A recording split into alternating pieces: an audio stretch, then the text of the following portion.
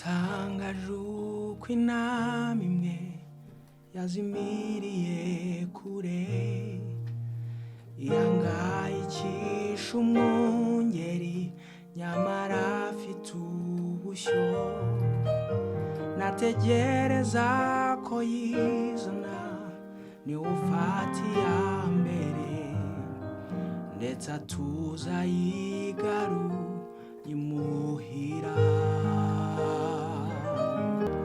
niba wumva uciwe intege n'ibyaha wibonaho Yesu n'umunyembabazi ntabwo yakwibagiwe ari mu nzira gushaka wowe icyo usabwa ni kimwe tabaza umwungeri mwiza arakumva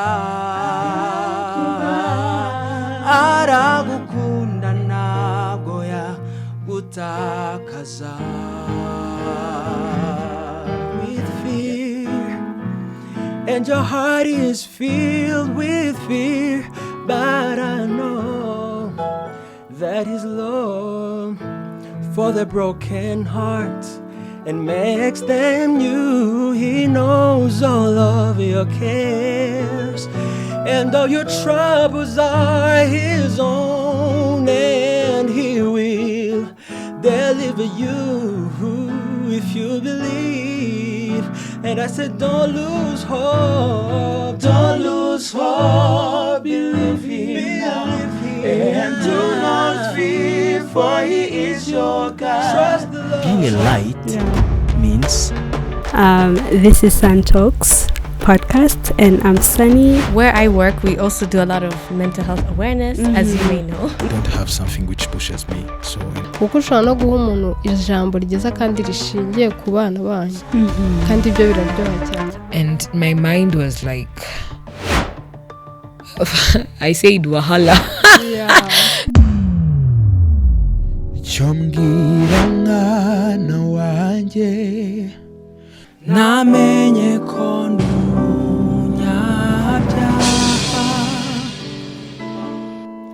making a list.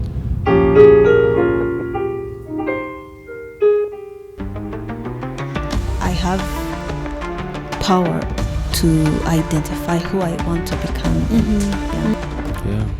Niyo yari irimo iryo jambo ngo kopi. Urayimenye? Nafashe ifoto yawe mfite kopi yawe.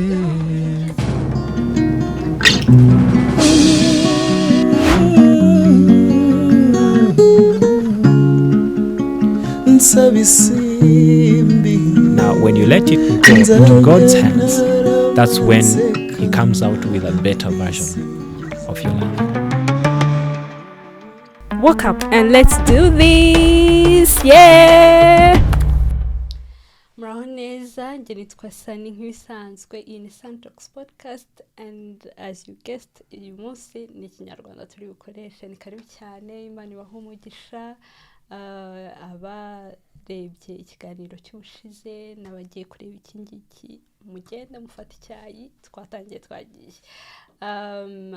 Nk'ibisanzwe rero mfite abashyitsi batugendereye batari bake, nukuri turashima Imana. And you guys, kugira ngo making, God has been with us. Imana ishimwe cyane. And here they are. Abantu benshi barabazi, ariko rero reka ntangirire kuri uyu muvandimwe wanjye, wibwire abadukurikiye. Murakoze, amazina yanjye nitwa Izabayo Olivier. Izabayo Olivier, muramuzi, niwe muntu watangiye iyi SunTalk. I honor you so. Mwarakoze cyane. Yego. Murakoze, nitwa Mpano Elize. Nanjye nishimiye kuba hano uyu munsi. Elize, warakoze cyane, nawe twari kumwe, and welcome back. Thank you. Yes. Murakoze. Nitwa Praise Nyamwasa. Nanjye nishimiye kuba hano. Merci Praise, nawe musanzwe mumuzi, aba OGs. They know you. Okay.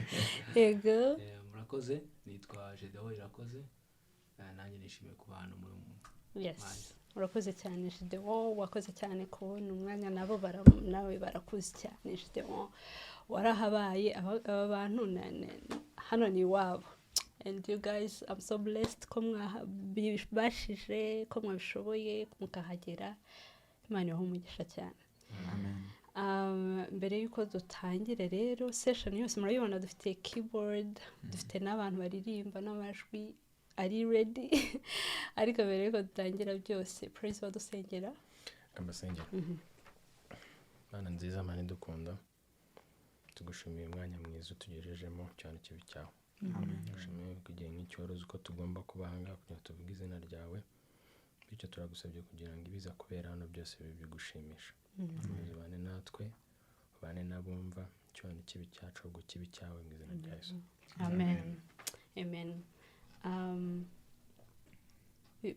isengesho ryawe ritumye nibaza kandi uravuze ngo icyubahiro kibe icy'Imana hari ikibazo mwese nagiye mbabaza ko buri wese yinjiye aha ngaha mubaza nti se iyo baguhaye compliment bakakubwira ati mwaririmbye neza nukuri byari biryoshye n'iki how do you guys feel buri wese yagiye ansubiza ukwe mu magambo ye ariko mwese mwagiye muhuza ko icyubahiro kigomba kuba cy'Imana mutekereza ko abantu bazajya bahindura uburyo bwo kuba complimenta cyangwa bwo kunezererwa ariko babibabwira uburyo bwo kubivuga what do you think so bivuze twagiye urakoze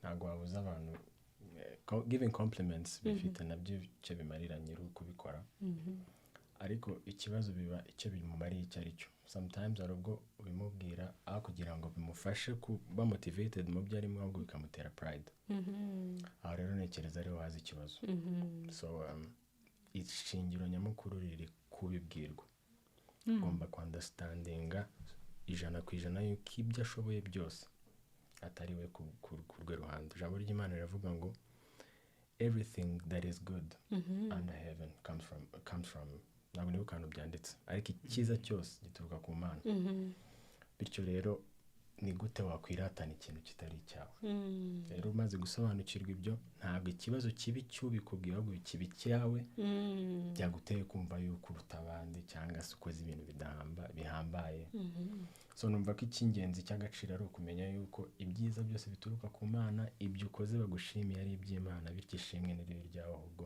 bikaba iry'Imana okay perfect suje neza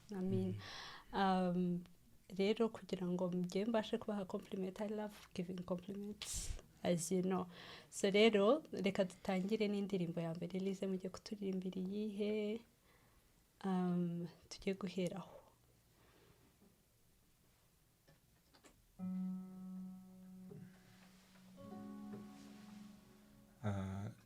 tugiye guhera ku ndirimbo yitwa ubuntu ku badukurikiye wenda tuyivuzeho gatoya ni indirimbo ya Clarion Call uko twese turi hano tuyibarizwamo it's better to check it out on YouTube yes it's better for sure yeah. for sure they need to check it out yes ni uburyo bwo gusupporting umurimo wacu ariko kandi nabo ubwo butumwa mukeneye kubona kenshi kandi ukabafasha indirimbo rero dukunda cyane ko ivuga ku buntu bw'Imana nta kintu na kimwe twebwe twari dufite usibye ubuntu bwonyine Imana yatugiriye tukaba turiho tukabasha kumenya iby'Imana tukagira n'uruhare rwo kuba twataha ijuru rero twizeye ko buri wese iri bumufasha ubuntu yahimbwe na Mpano Elise ku batabizi kandi Mpano Elise hari umuntu wambwiye ngo nkubaze iki kibazo igihe nzakubona nzakikubaza yaravuze ati ni gute watekereje kuvuga ngo ubuntu warakoze kumpobera ririya jambo guhoberwa n'ubuntu niko bivuga warakoze kumpobera yego iryo jambo ryaturutse ryaje gute ni gute watekereje ibintu byo guhobera mu ndirimbo nizere ko namwe mwabyibarije kuko biri crazy kabisa yeah actually iyo for example nguhaye nk'ikiganza tugasuzanya ntago tuba turi connecte neza niyo mpamvu Bibiliya ivuga ngo imbabazi n'ubutabera by'Imana birahoberana. So they embraced in the same manner ubuntu bwaje bugahobera umunyabyaha kugira ngo babumwe Imana nimureba imubonere mu gukiranuka kwayo. To me niryo jambo ryabashije gusoundinga ku buryo rivuga nyine riconveyinga message mu buryo makes sense. Wow. Amen. Okay.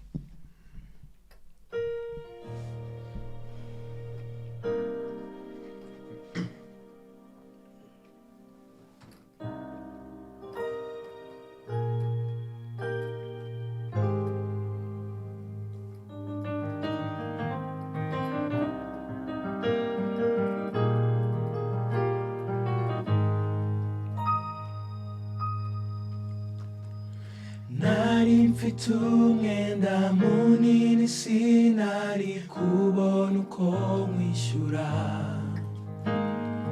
nkatirwa igihano cy'urupfu kuko nta kundi byari kugenda nyuma z'umugabo usa n'umukene afata igihano kinkwiye nshatse kumwitura ntiyankundiraho bwambwira ko ari ubuntu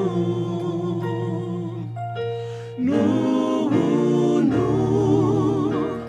gatumye umugome mbabarirwa ibyaha byanjye byose ubuntu wampaye agakiza warakoze kumobera ubuntu ni Yesu wigize umuntu kubwanjye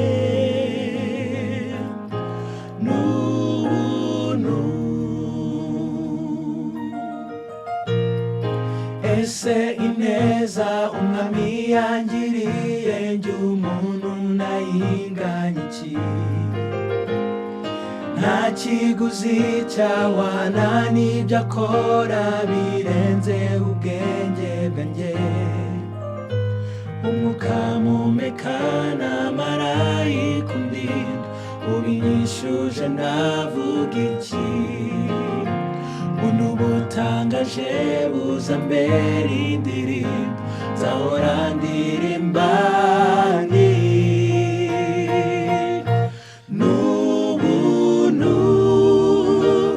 gatumye umugome mbabarirwa ibyaha byanjye byose ubuntu wampaye agakiza warakoze kumobera ubuntu ni Yesu wigize umuntu kubwanjye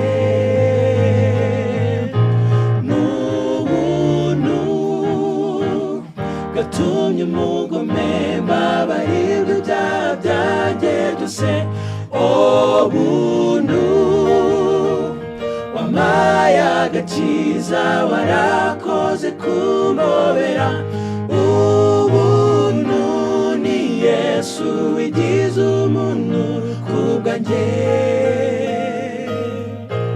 n'ubuntu.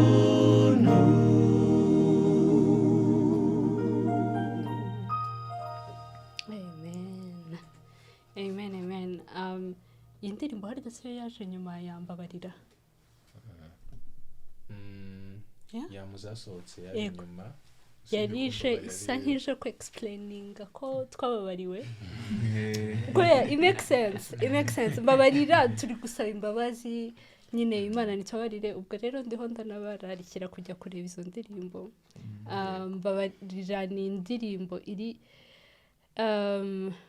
musically ni indirimbo nziza cyane ariko iyo noneho uyumvise ko ukeneye ko kubabarirwa yo urayumva neza cyane, so you people need to check it out. Rero ubuntu yaje nyuma yambabarira ndavuga ati okay cool turasubijwe. It made sense for me. Mbabarira ninde wayihimbye?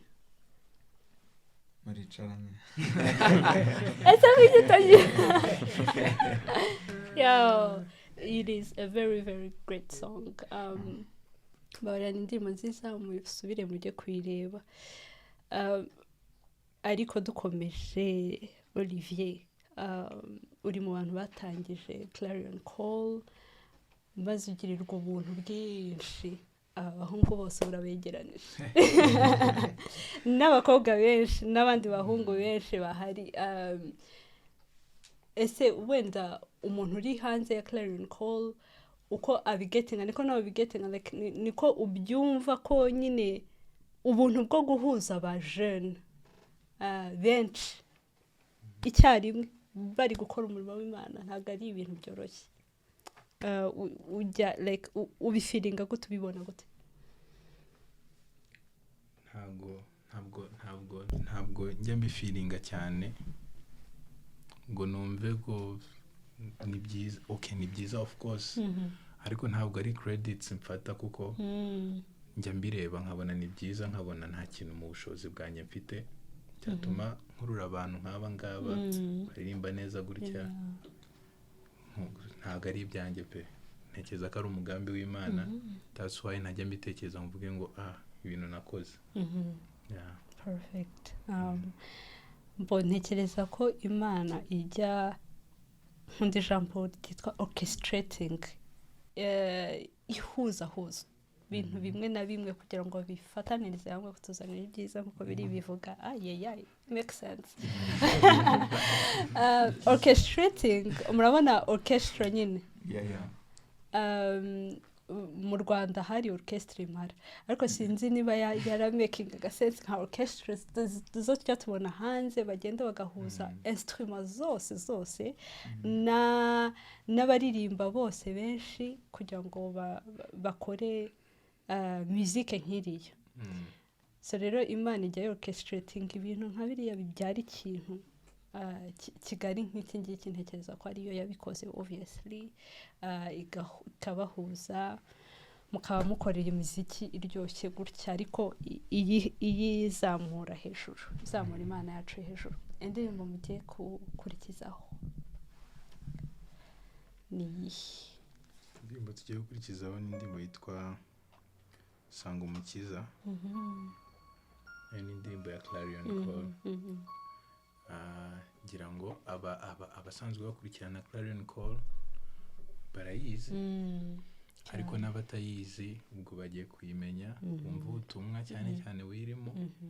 Indirimbo ihumuriza, kandi ikindi kugira ngo bagetinge experience y'uko indirimbo igenda n'amajwi arimo n'ubutumwa neza, wajya still kuri channel ya Clarion Call. Yes, please do.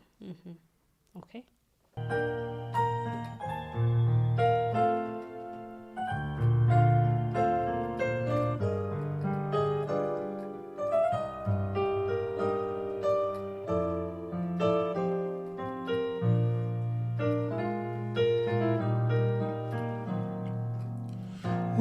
Uremere unanijwe n'ibyo mu isi, wowe ufite inguma ku mutima, nusanga Yesu aragukiza komora inguma, aragumuriza, yumva amarira yawe.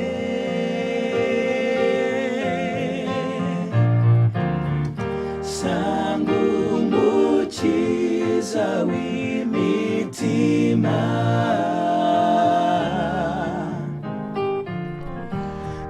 akomora inguma zose.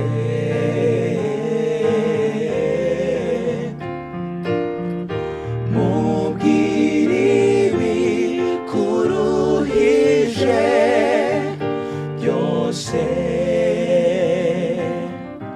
Yesu arahari ku bwawe.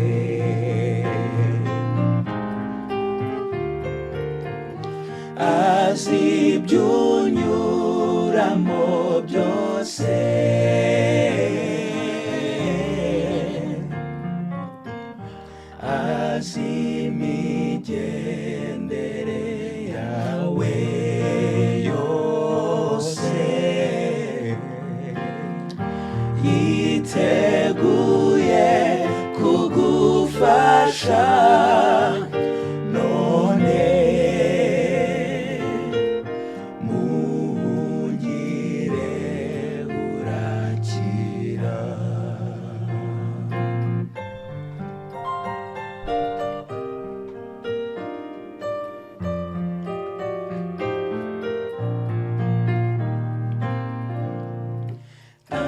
turi ni ku isi yahindanijwe n'ibyaha, niyo mpamvu tutaza tandukana n'ibibazo, ariko igihe kimwe byose bizarangira, abizera tuzaba ubuzira gupfa.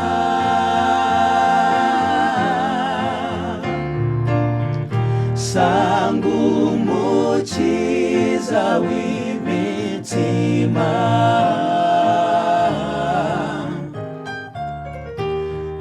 akomora inguma zose,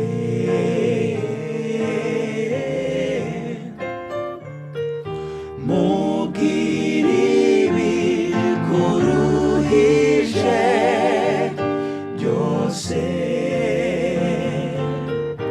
Yesu arahari ku bwawe.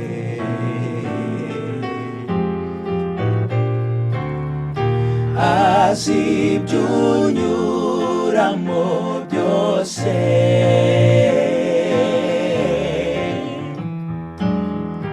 azi imigendere yawe yose,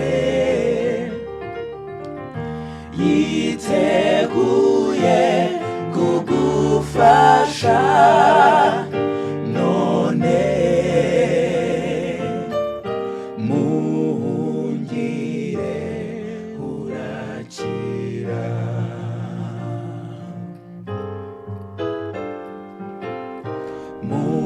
Muhungire urakira.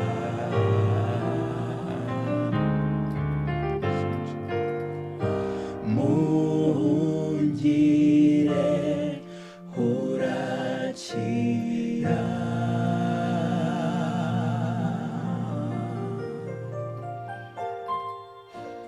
Amen. Amen. Hari abantu bajya baririmba indirimbo nka buri cyo murikizaho, but iyi ndirimbo nizere ko namwe ibakozeho, kuko ni indirimbo iri so meaningful muri iki gihe abanyarwanda bari guca mu minsi ijana yo kwibuka jenoside yakorewe abatutsi mu 1994. Hari abantu benshi rero baba bafite imitima ikomeretse, nyine iremereye, iri heavy. So I'm sending you guys love and affection. Iyi ndirimbo ibagereho neza. Mwakoze cyane kwiririmba. Muturirimbira indi rero kugira ngo nkure muri yeta. Yeah. Indirimbo nayo tugiye kuririmba nayo rwose ijyanye n'ibi bihe. Okay. Sinzi problems. Nayo iravuga iti Yesu abasha kugukiza. I love the song. Kugira ngo yaba twebwe turi hano ndetse n'abari kutureba, ushobora gutekereza ukareba ahantu wageze Yesu yagukuye hari hakomeye. Nanone wagira ikindi kibazo uba ufite agakanya cyangwa se bitewe n'ibi bihe turimo, ukibuka ko nanone Yesu n'ubundi hahandi yagukuye n'ubundi n'aka kanya afite bwa bushobozi, kuko ntiyigeze ahinduka, afite bwa bushobozi bwo kuhagukura. Yego.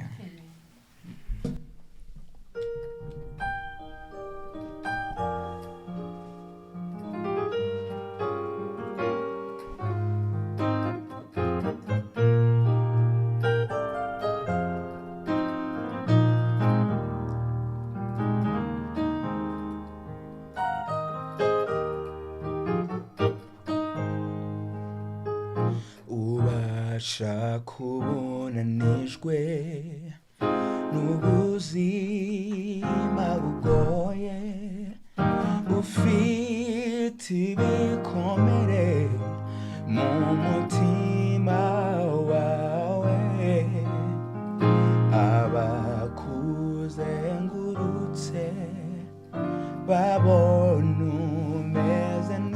neza ariko agahinda kawe kazwi n'umutima wawe nshuti nubwo bigoye hari uwagukunze kera yitanga kugira ngo ubone ubugingo wazagendana nawe ibibazo byawe bizaba ibye nibyo unyura mubu arabizi ari hafi yawe ngo agukize Yesu abasha kugukiza n'umwemerera none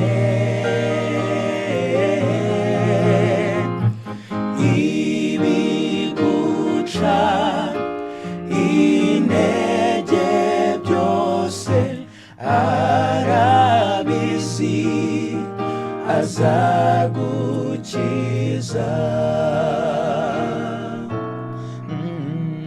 ni kenshi wagerageje kubibwira inshuti zawe nyamara nta na kimwe zabashije kugufasha ibuka igihe wasanze Yesu ukamubwira byose bikurushya yagusubije mu munota umwe na n'ubu ari hafi ngo agukize Yesu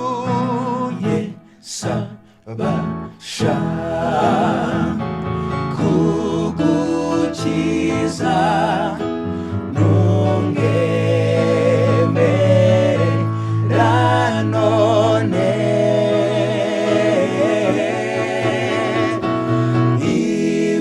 ibiguca intege byose arabizi azagukiza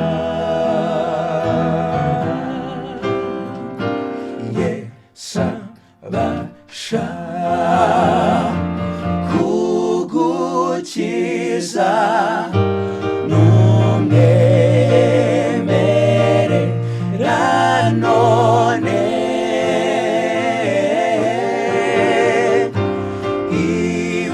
ibiguca intege byose arabizi azagukiza ibiguca intege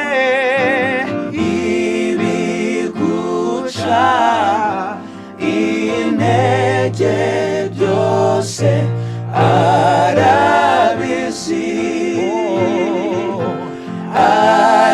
arabizi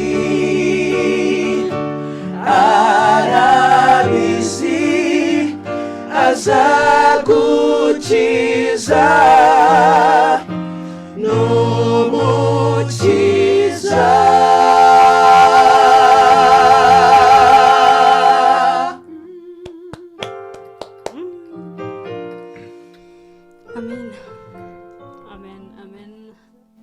amen nizere ko n'abari kubyumva basubijemo intege indirimbo nk'izi ngizi ni indirimbo mukunda guhimba no kuririmba zo gusubizamo abantu intege kubera iki Gedeon kubera iki arizo muhitamo wenda abahimba cyane babivuga ariko mu by'ukuri impamvu ngira ngo zikunda sizo gusa ariko ijambo ry'Imana rirabivuga muhumuriza abantu banjye mu rugendo tubamo muri iyi si kubera ko turi mu isi y'icyaha ibibazo n'ingorane ho ntago byabura uko byagenda kose ndetse n'abakristo abantu bamwe bajya bakekereza ko abakristo bafite urukingo kuri byo ariko burya akenshi twitegereje usanga ari nabo bahura na byinshi muri byo. Rero Imana ntidukura mu isi ahubwo itwigisha kubibamo. Rero nekereza ko kuko umwuka ari utanga inspiration Imana kuko ibibona ko abantu bayo bakeneye guhumurizwa niho haturuka inspiration nk'izo ngizo kugira ngo bidufashe twe tubiririmba n'abandi babyumvire bakomere muri urugendo. Yego nibyo kuko hari n'umuntu wumva indirimbo akavuga ati ngiyi this moment this is for me. Yego kandi sinshidikanya ko hari abantu bumvise indirimbo bakavuga ati ni yanjye ndayikaciye ndayifashe.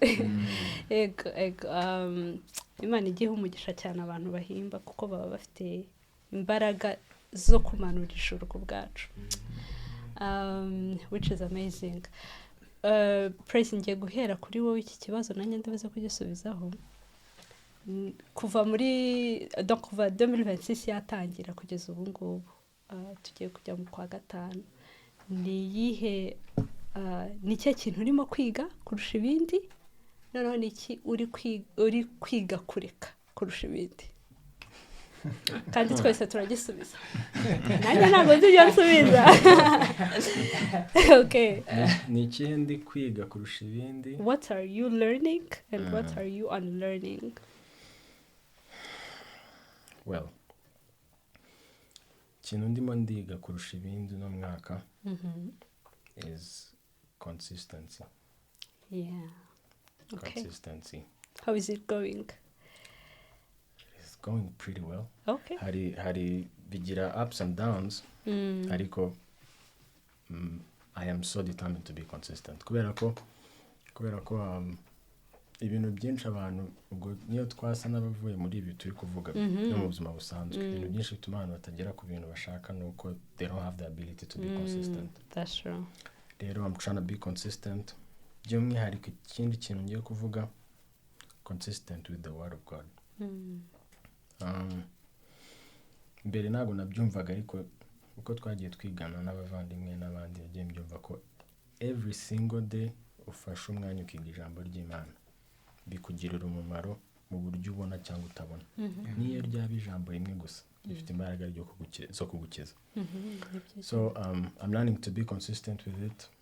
Iminsi yose ntabwo ihora iri hejuru, ariko every day my heart is determined to be consistent with everything I'm doing. So that is what I'm learning. What am I unlearning? That's a better question. Senyo, icyo nicyo kiryoshye.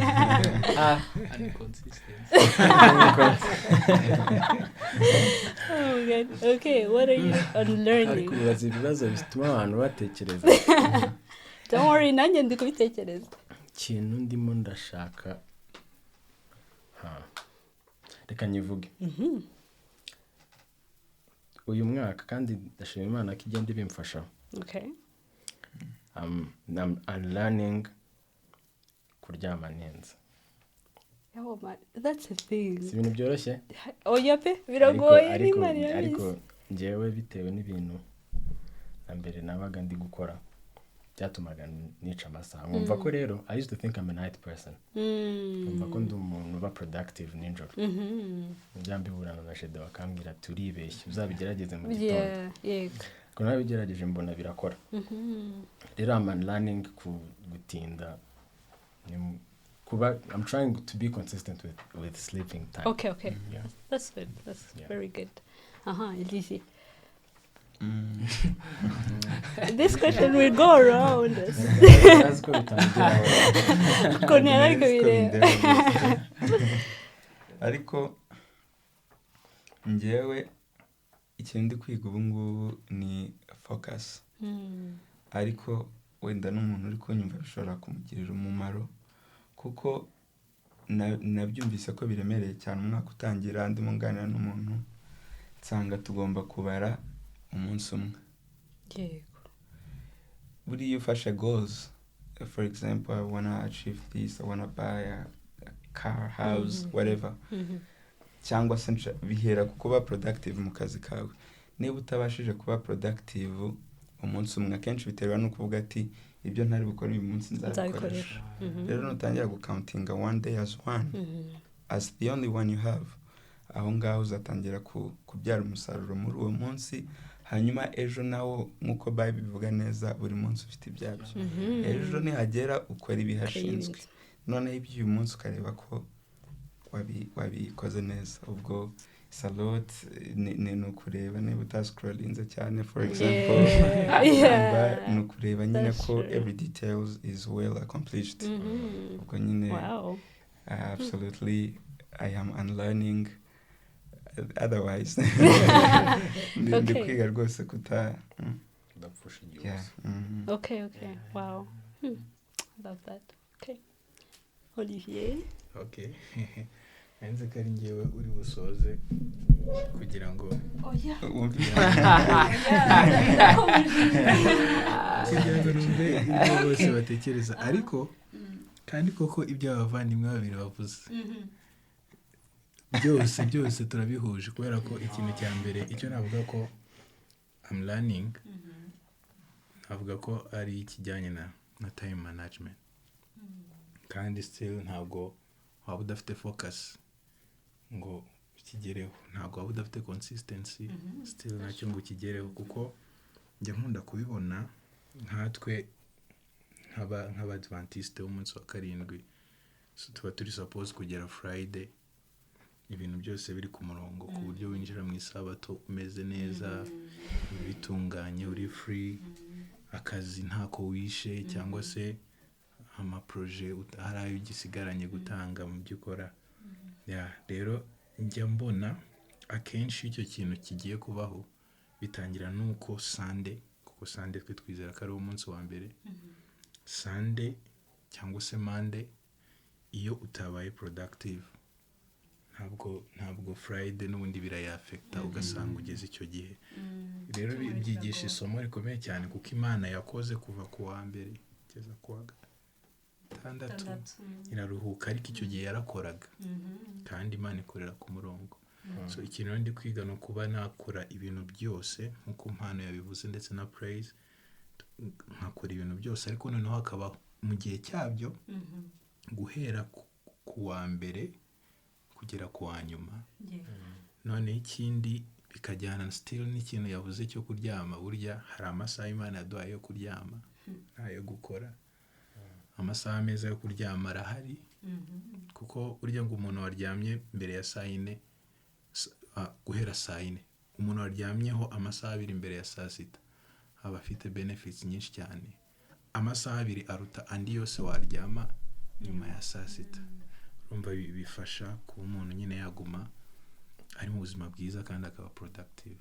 So rero ibindi bihabanye n'ibyo ngibyo still. Okay. Jedo. Nyaka ko wabivuze byose. Ego. Ntabwo twabigambanya, ariko nyeretse ko twese tuba duhuje abantu, mostly nge ni kimwe nyine ni planning. Akenshi nyine urabyuka ukajya mu munsi, ariko iyo ufite planning nyine usanga wakompishinze ibintu byinshi. So nge rero ndi kwiga planning, ubwo ni kimwe nyine na bimwe byose planning ihuza byose. So reka ko rwose unlearning, uri kuri unlearning. biba bihari byinshi, ariko n'ubundi nimbusa n'ibyo, ariko mostly wenda ikintu na noticinze nize bikanungura ni ukwihangana. Uriya kwihangana abantu okay ushobora kumva ubigira, ariko until nyine ugeze ahantu batestinze kwihangana kwawe. Kwihangana ni ikintu gikomeye. Yesu yagiraga kwihangana gukomeye, bazi n'abantu kububizi ko bakugambanira batagukunda, ariko still kwihanganira kubigisha umwenyura useka. So hari igihe ukora nk'akazi kakaba kenshi n'urugero, kumva kwihangana kwawe kuba tested, kumva ufite impamvu nyine yo kwitotomba, ariko kwihangana ni ikintu cyo kwiga. So navuga ko ari ibyo. Okay. Wow. Mbigiyeho pe. Byewe ikintu ndi kwiga kuva 2026 koko 2026 yatangiye akambabwira. murakifata nkaho ntari umukristo mbere ariko ndi kwiga kwizera Imana no mu bintu bidasobanutse no mu byo nge ntasobanukiwe like things that I'm not understanding I still choose to trust God which I didn't rero ntabwo nkomeza kubivugaho nibyo ngibyo ariko what I'm unlearning says ibyo ndi ku unlearning ni kutaba vulnerable enough I've never been I'm learning steps one step at a time ariko nyine I'm trying and I'm hope kuko nabonye ko vulnerability no kumanira konta hari ukuntu tujya tubeshya Imana tukayibeshya mukuntu kubera ko wamenyereye kuvuga ngo data twese uri mu ijuru wakoze kuturinda uyu munsi kandi wenda you feel deep in your heart ko itabikoze neza but you still choose to you know what I mean kuko nyine hari ukuntu twamenyereye tukabifata nka routine tukabifata nk'ibintu bisanzwe kuganira n'Imana ariko Imana ibigukeneye as you are kugira ngo ibashe kugutransforminga so you can be transformed without being honest enough ukavuga uti njyewe ntacyo nshoboye here I am and then he will transform ariko you can transform the one who you are not yeah okay tujye gukurikizaho indirimbo turirimbe akanje kararangiye mwakoze okay tukoresheje iyihe tugiye gukurikizaho indirimbo yitwa intama indirimbo yahimbwe n'umuvandimwe watubwiye ko atajya ahimba nabyumvise nanjye ariko nyamara ni umuhimbyi mwiza cyane ngira ngo yagira icyo atubwira kuri yo okay indirimbo nko bivuze yitwa intama ishingiye n'ubundi muri Luka 15 hari amagambo yanangaje ananditsemo make anyway nandikanye n'umuvandimwe Elize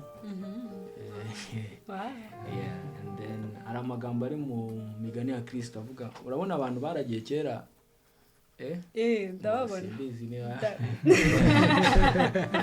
baragiye nyine nk'amatungo magufi yego akahene niyo yifataga yonnye abantu bayimariraga umujinya kayikubita ati ntuzongere mu magambo banditse rero bavuga ngo uyu mwungera abonye inama ye ntagahituka cyangwa ayikubite ahubwo nyine yishimira ko byibura yibonye nyine igarutse amahoro so rero abantu benshi ndabizi ko biheba bwo kumva ko ari abanyabyaha bikomeye ariko kuba turi abanyabyaha ahubwo bitugira abakwiriye imbabazi z'Imana buri wese rero mufashe kandi mukomeze mu by'ukuri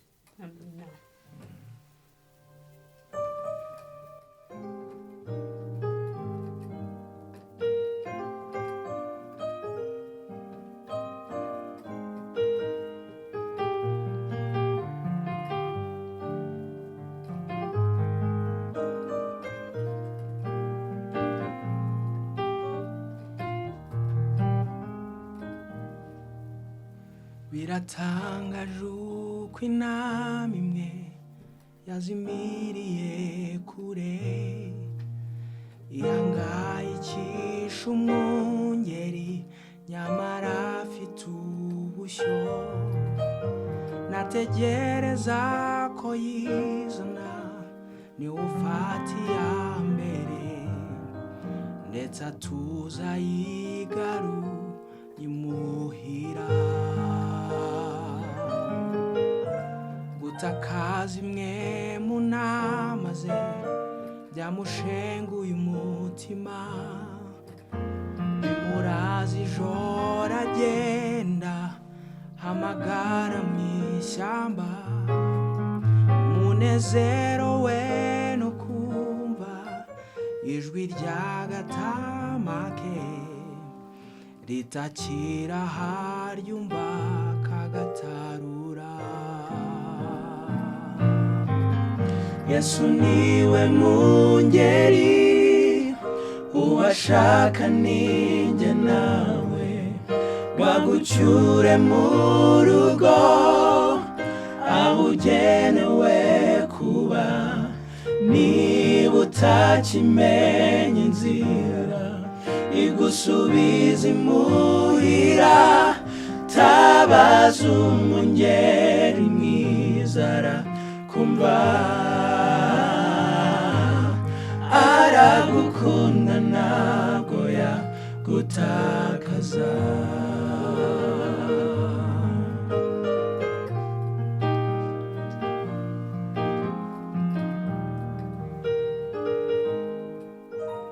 umwungeri abonye inama ye yuzuwe n'ibyishimo ayiterera ku bitugu ayisubiza mu kumbi ntabwo yigeze ayituka cyangwa ngo ayikubite ayiziza ko imaze igihe izimiye ishimiye kwigarutsa amahoro niba wumva uciwe intege n'ibyaha wibonaho Yesu ni umunyembabazi ntabwo yakwibagiwe ari mu nzira ushaka wowe icyo usabwa ni kimwe tabaza umwungeri mwiza arakumva aragukunda ntabwo yagutakaza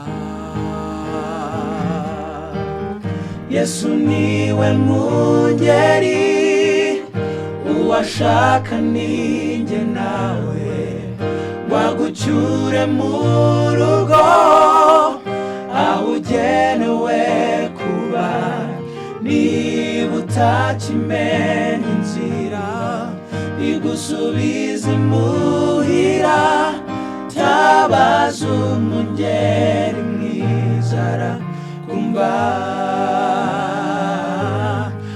aragukunda ntabwo yagutakaza Yesu niwe mwungeri uwashaka ninjye nawe wagucyure mu rugo aho ugenewe kuba niba utakimenya inzira igusubiza imuhira tabaza umwungeri mwiza arakumva Yesu aragukunda ntabwo yagutakaza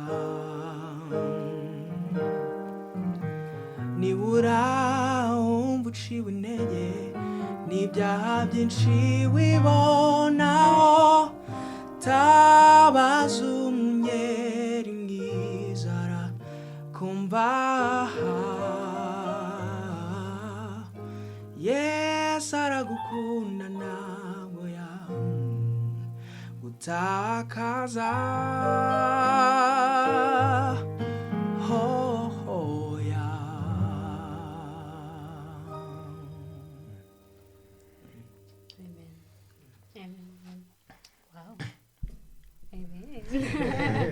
Okay, what is the next one? indirimbo tugiye gukurikizaho yitwa Believe. Believe ni indirimbo nawe ya Clarion Call. Ntabwo indirimbo tumaze kuririmba indirimbo enye, iyi ni ya gatanu. Ya inyinshi muri zo ni za Clarion Call. Iyi tugiye kuririmba yahimbwe n'umuhanzi witwa Praise. Umuhanzi witwa Praise niwe wayihimbye. Ngira ngo nta byinshi nayivugaho ahari. Please, yes. Okay, tell us more. Mbere na mbere nta muhanzi ari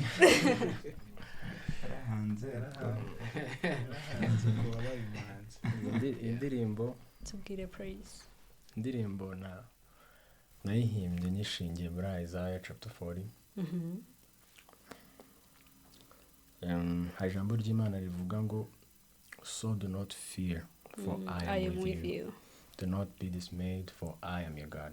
That's my word. I will strengthen you. Yes, I will protect you and I will uphold you with my right hand. Amen.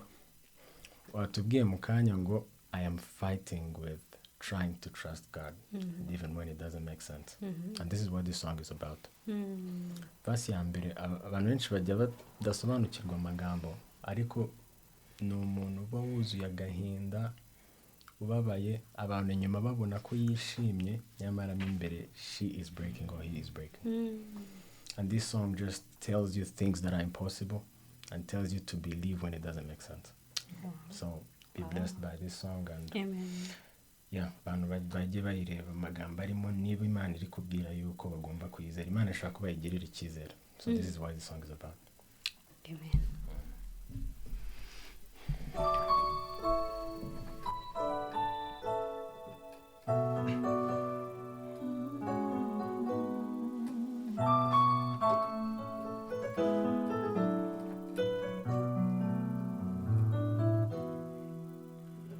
Alone and lonely I feel.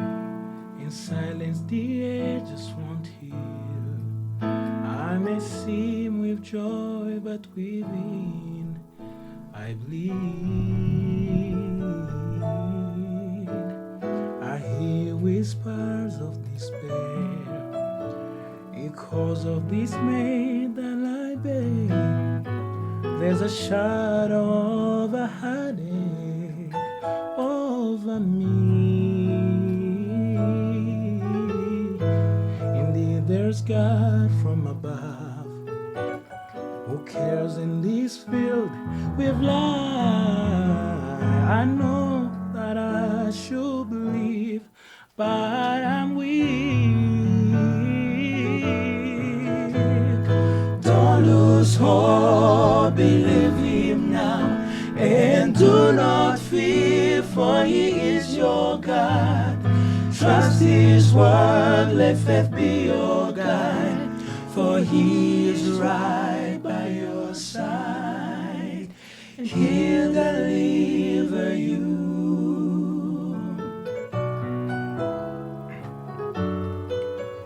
At times you filled with fear, and your heart is filled with fear, but I know that His love for the broken heart and makes them new. He knows all of your cares, and all your troubles are His own, and He will deliver you if you believe. And I said, don't lose hope, don't lose hope, believe Him now, and do not fear, for He is your God. Trust the Lord, trust His word, let faith be your guide, for He is right by your side, and He'll deliver you. Don't lose hope, don't lose hope, believe Him now, and do not fear, for He is your God. Trust His word, let faith be your guide, for He is right by your side. He'll deliver you, He'll deliver you. Believe when you're feeling the pain, when you're feeling the fear, learn to believe.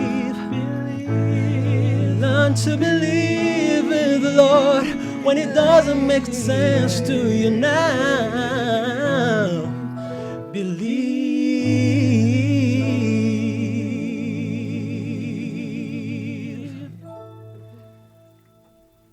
Amen. Bless you, man. Bless you. Okay.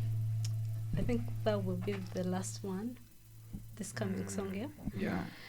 Aha. Simubibona kweli Sahari. So he's the next one to sing this coming song, and you guys, I'm just trying to end this whole session kubera ko numara kuyiririmba turahita tubwira ngo bye bye.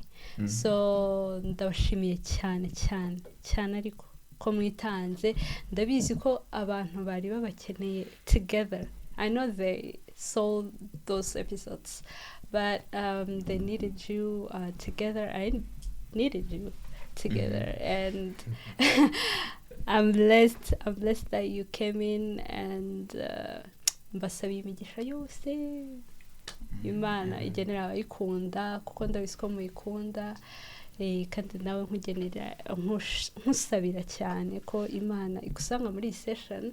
Hari amagambo menshi twagiye tuvuga, ariko hari n'indirimbo nyinshi wenda harimo iyawe, hari iyo ukeneye ubu ngubu. Nizere ko iri blessing rero, and yeah, be blessed. See you next Thursday. Elise, the floor is yours. Tugiye kuririmba indirimbo yitwa utanga ubuzima. Ubutumwa burimo buri clear rwose, ugiye kuri YouTube ukayumva wahita wumva ko ari ibintu ni YouTube ya Mpano Elise bisobanutse byoroshye kumva, kuko ivuga ko niba Imana ibasha guha amagufa yumye ikayasubizamo ubuzima, so wowe ni gute itaguha ubundi buzima bushya? Ni gute itaguhindura? Ni gute itanaguha n'ibyo bindi ushobora kubusaba byo mu buzima busanzwe?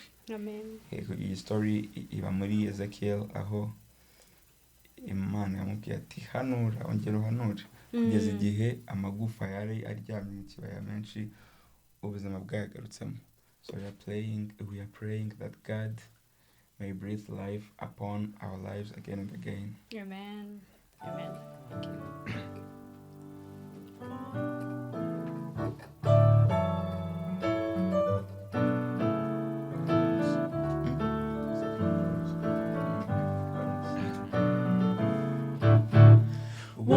Utanga ubuzima ku magufa yumye, uyu musunyu uzuremo by'iteka. Suka imigisha ku bwoko bwawe, maze isi yose imenye ko dufite Imana. Mana uri mwiza, barahirwa bizera ijambo ryawe. Mana uri mwiza, Mana uri mwiza, barahirwa bizera ijambo ryawe. Nukuri Uwiteka ariho, abereye mwiza bamutegereza. Niwukomeza intambwe zanjye zirinde iteka ngo narimbuka. Kubw'ibyo byose sintinye ibizaba ejo, kuko nzi ko abifite mu kiganza. Uhereye nonaha ukageza iteka ryose, izina rye rikwiye guhimbazwa. Wowe utanga ubuzima ku magufa yumye, uyu musunyu uzuremo by'iteka. Suka imigisha ku bwoko bwawe, maze isi yose imenye ko dufite Imana. Mana uri mwiza, Mana uri mwiza, barahirwa bizera ijambo ryawe. Mana uri mwiza, Mana uri mwiza, barahirwa bizera ijambo ryawe. Njye nzaririmba imbaraga zawe, kuko wambereye igihome cyanjye. Nzaririmba mu gitondo, kuko wantabaye ku munsi w'amakuba. Mwami tuzure, Mwami tuzure, twebwe abarembejwe n'ibyaha. Mwami tuzure, Mwami tuzure, natwe turambaza izina ryawe. wowe utanga ubuzima ku magufa y'imye uyu munsi unyuzuremo by'iteka suka imigisha ku bwoko bwawe maze isi yose imenye ko dufite Imana. Mana uri mwiza, Mana uri mwiza, barahirwa bizera ijambo ryawe. Wowe utanga ubuzima, utanga ubuzima, uyu munsi unyuzuremo by'iteka suka imigisha ku bwoko bwawe maze isi yose imenye ko dufite Imana. Mana uri mwiza, Mana uri mwiza, arahirwa bizera ijambo ryawe. Oh, Mana uri mwiza, Mana uri mwiza, barahirwa bizera ijambo ryawe. Kubw'amaraso yatugizabe ntawabasha kutububunura mu kiganza cye. Kubw'amaraso yatugizabe ntawabasha kutububunura mu kiganza cye. Oh, kubw'amaraso yatugizabe ntawabasha kutububunura mu kiganza cye.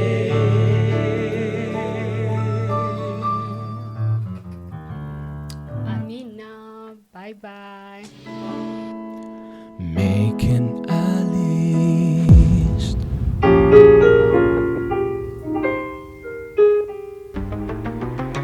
I have power to identify who I want to become. Yeah. Niyo yari irimo iryo jambo ngo kopi.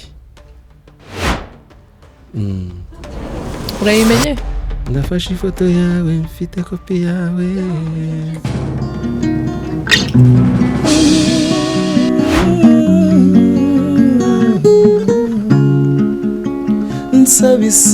Now, when you let it go to God's hands, that's when He comes out with a better version of your life.